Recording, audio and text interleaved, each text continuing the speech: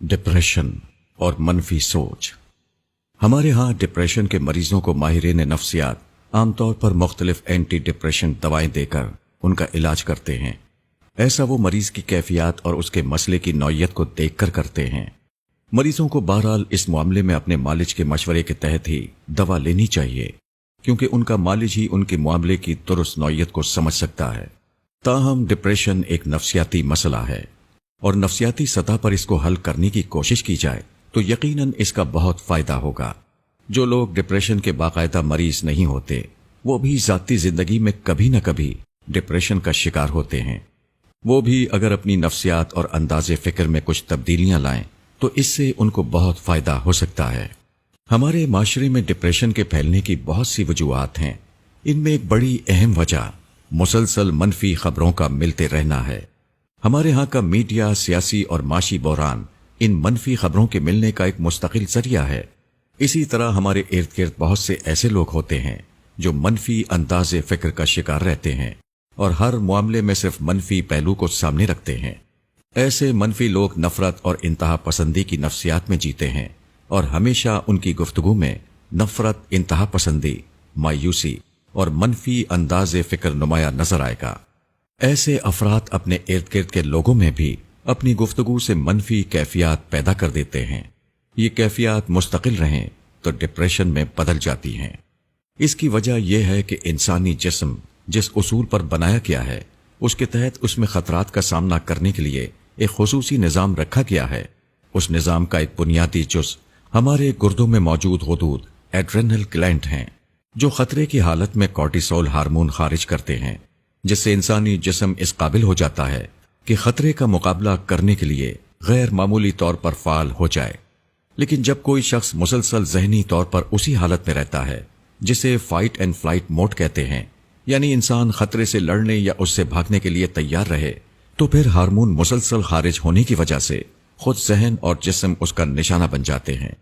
क्योंकि इंसान मनफी ख्यालात में रहने की वजह से हर वक्त खौफ व खतरा तो महसूस करता है, मगर जाहिर है कि खारिज में कोई खतरा नहीं होता कि इंसान उससे भागे या उससे लड़े।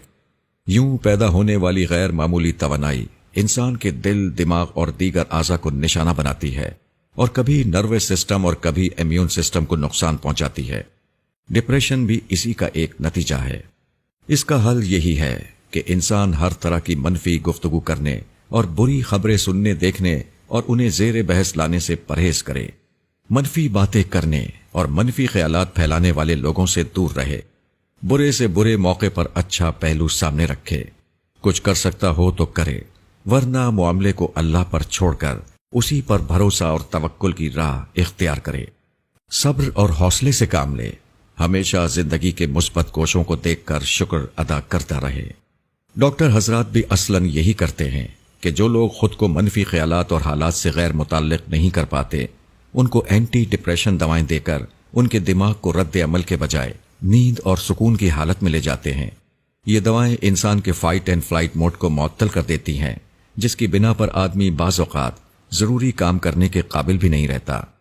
ये कोई हल नहीं, मगर जब मुतासिरा शख्स खुद कुछ नहीं करता तो मजबूरन डॉक्टरों को यह रास्ता इख्तियार करना पड़ता है। ताहम असल बात इस चीज को समझना है कि हमें हर जगह से मनफी चीजें बतौर ज़हनी ग़िज़ा के मिल रही हैं, जिसके नतीजे में जिस्मानी और नफ्सियाती अवारिस बहुत बढ़ गए हैं। हम खुद अपने कातिल आप बन गए हैं। जिस्म का स्ट्रेस हैंडलिंग मैकेनिज्म जो मुसलसल चलता रहता है, वो आखिर में जिस्म पर हमला आवर हो जाता है। ये याद रखना चाहिए कि मनफी खबर जिस्म के उस निज़ाम को हरकत में ले आती है, मगर उसे रोकने का कोई निज़ाम इंसानी जिस्म में नहीं है। ये उसी वक्त रुकता है जब हम खतरे से निकलकर हालत इत्मीनान में चले जाते हैं।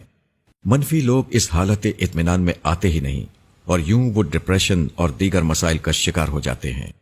ऐसे में मुस्बत गुफ्तगू, मज़ाहिया चीजें पढ़ना और देखना, योगा, एक्सरसाइज और मजहबी तौर पर शुक्रगुजारी, तवक्कुल व तफवीज इंसान को नॉर्मल करने में बहुत मददगार होते हैं। इन चीजों की मदद से इंसान बहुत बेहतर हो सकता है। इसी तरह ये सूरत हाल शयातीन की दरअंदाजी का भी नतीजा होती है, क्योंकि शैतान कायनात का सबसे मनफी शख्स है। जहां उनको कोई अंदेशा होता है कि किसी शख्स से कोई बड़ी खैर का सदूर हो सकता है, तो उसको वो इंगेज करते हैं। اور منفی خیالات، انتہا پسندی اور نفرت کے ساتھ اس پر حملہ آور ہو جاتے ہیں۔ یہ کام وہ خاص طور پر ان متقی لوگوں کے ساتھ کرتے ہیں جن کو گناہ کے راستے سے اپنے قابو میں نہیں کر سکتے۔ اس میں ہم سوائے اللہ کی پناہ مانگنے کے اور کچھ نہیں کر سکتے۔ چنانچہ قرآن مجید میں بیان کردہ دعائیں، خاص کر معوذتین، احادیث میں آنے والے اذکار اور دعائیں، اور پھر اپنی زبان میں مانگی گئیں دعائیں بہت مؤثر ہوتی ہیں۔ ان کا اہتمام کرنا چاہیے، مگر یہ عمل اس وقت مؤثر ہوگا جب انسان اصل مسئلے کو سمجھ کر اللہ سے مدد مانگے۔ ہمارے ہاں پھیلی ہوئی منفی سوچ لوگوں میں نفسیاتی مسائل بڑھا رہی ہے۔ اس کا علاج صرف یہ ہے کہ انسان زندگی کے لاتعداد مثبت حقائق کو دیکھے۔ جو لوگ یہ کریں گے وہ بہت سے نفسیاتی مسائل سے بچ کر بدترین حالات میں بھی اچھی زندگی گزاریں گے۔ ابو یحییٰ، ڈاکٹر ریحان احمد یوسفی۔